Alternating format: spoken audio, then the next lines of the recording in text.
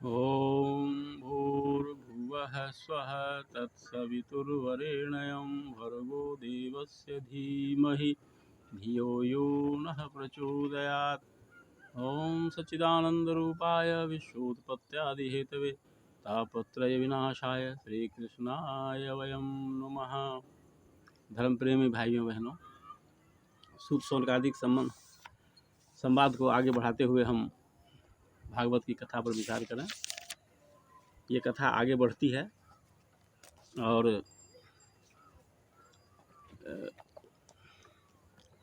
भगवान कृष्ण कौरव पांडवों के बीच संधि कराने के लिए हस्तिनापुर आए, लेकिन उन्होंने किसी पक्ष ने, कौरवों ने इनकी बात को अस्वीकार कर दिया, संधि प्रस्ताव को अस्वीकार कर दिया। दुर्योधन ने भगवान के भोजन करने के लिए 56 प्रकार के व्यंजन बनाए थे।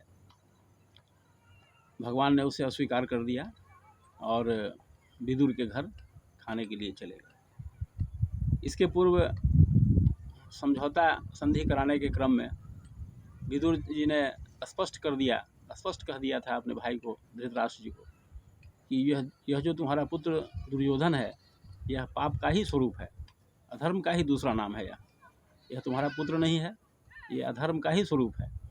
यह सब सुनकर के दुर्योधन गुस्से में आ गया और विदुर महाराज जी को घर से बाहर निकाल दिया। विदुर जी ने भी अपना धनुष्यबाण राज दरबार पर रख करके और तीर्थ यात्रा के लिए प्रस्थान कर गए।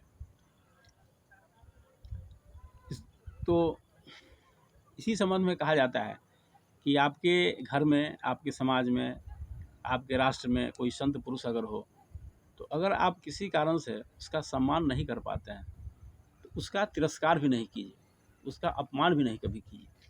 गोस्वामी जी ने भी लिखा है इस संबंध में कि रावण जब ही विभीषण त्यागा, भयं विभव बिनु तब ही अभागा। सुंदरकांड का यह चौपाई है।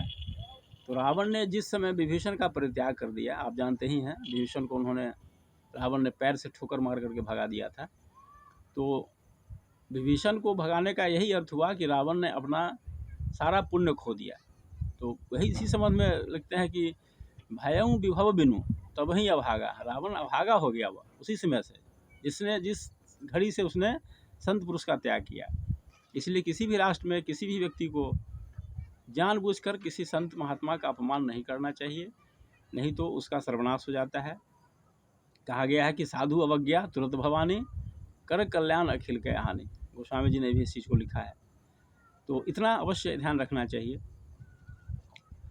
उसके बाद की कथा जो है, वही भगवान विदुर के घर गए और भोजन वहीं किए। विदुरानी ने भावना के आवेश में केला के जगह केला का छिलका खिला दिया और भगवान भाव से खाते रह गए।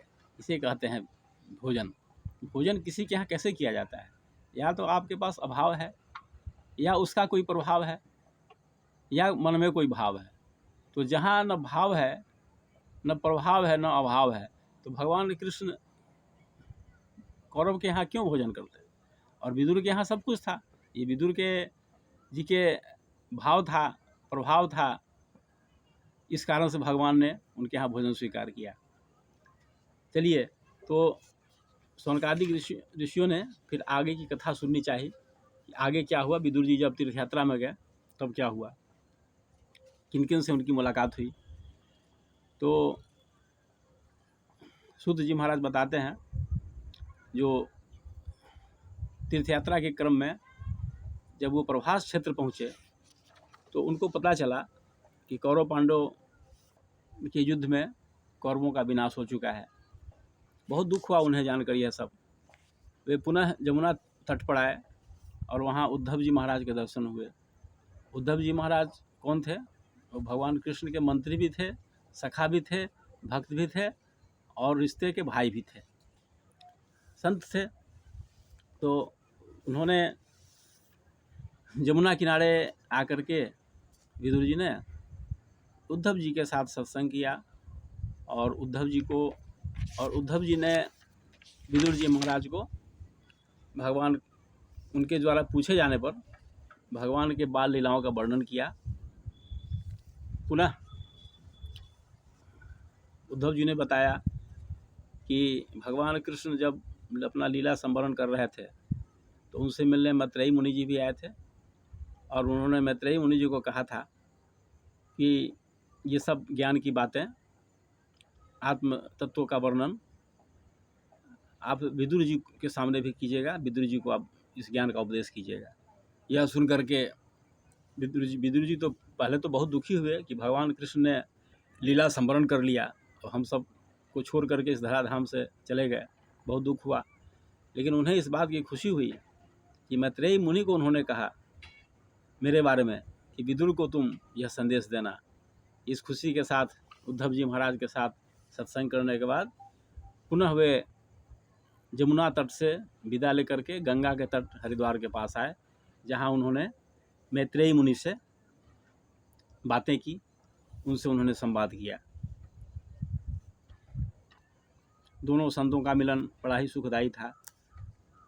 इसी सत्संग के क्रम में उन्होंने प्रश्न किया कि सुखाय कर्माणि करोति लोको न तै सुखम वान्य तुपावरम वा विंदेत भूयस्ततएव दुखम यतत्र युक्त भगवान वदेन्न।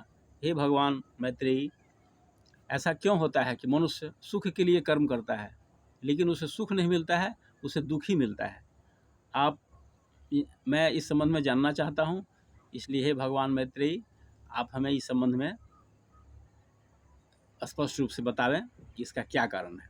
ऐसा तो देखा ही जाता है कि हर मनुष्य अपने जीवन में चाहता है कि हमको केवल सुख मिले और सुख के लिए ही वह कर्म करता है, लेकिन ऐसी घटना घट जाती है जीवन में, ऐसी परिस्थिति बन जाती है कि मनुष्य को सुख के बदले दुख ही मिलता है।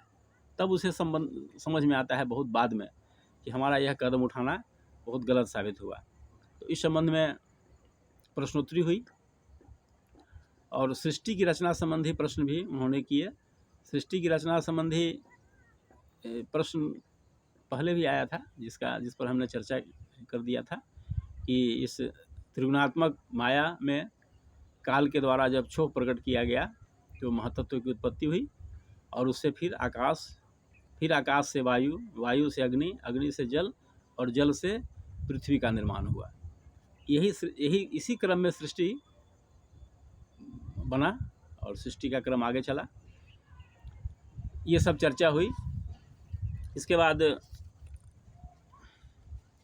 उन्होंने कहा कि सभी वर्णों का धर्म एक ही होता है, वह है सेवा करना, लेकिन शूद्र का एकमात्र धर्म सेवा करना होता है। सेवा धर्म से सबको जुड़ना है, ब्राह्मण हो, क्षत्रिय हो, वैश्य हो, सबके लिए सेवा धर्म होता है, लेकिन शूद्रों के लिए एकमात्र धर्म सेवा होता है। शूद्र महद सेवा करके ही ब्रह्म की प्राप्ति कर सकता है, उसे ब्राह्मण बनने की आवश्यकता नहीं है। हमारे यहाँ जो भारतीय संस्कृति में ये वानप्रस्थ परंपरा है, ये वर्णाश्रम व्यवस्था है।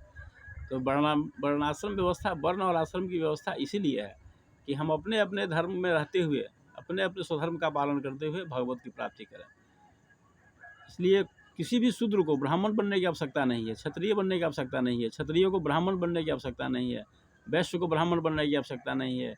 स्वे कर्मणा तमभ्यर्च सिद्धि विन्दति मानवः। अपने अपने स्वाभाविक कर्मों के द्वारा भगवान की पूजा की जाती है। इसलिए किसी भी वर्ण को दूसरे वर्ण में अपने आप को परिवर्तित करने की कोई आवश्यकता नहीं है। जो जहाँ है वहीं से ब्रह्म प्राप्ति की यात्रा प्रारंभ कर सकता है।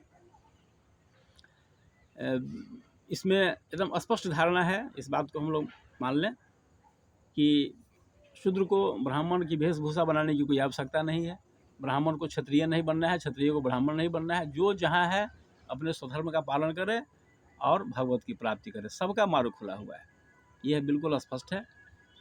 आइए आज हम इतना ही चर्चा करते हैं और आपसे पुनः आग्रह करेंगे कि आप इस भागवत रस का पान करते रहिए, आपको बहुत अच्छा लगेगा और धीरे धीरे पूरे भागवत की चर्चा हो जाएगी। ओम शांति शांति शांति।